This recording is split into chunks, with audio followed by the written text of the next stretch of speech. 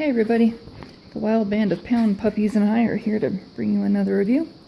This time we've got the PowerUp lightning connector charging cable for the iPhone. Both my teenagers have the iPhone SE.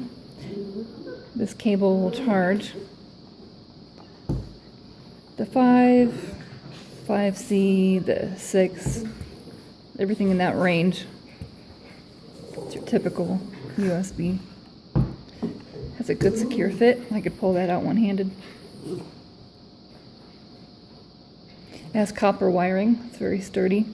It's been tested to take over 4,000 really rough bends before it starts to show any signs of tear.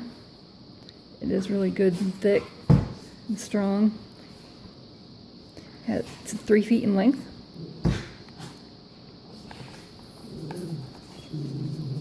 It is Apple certified.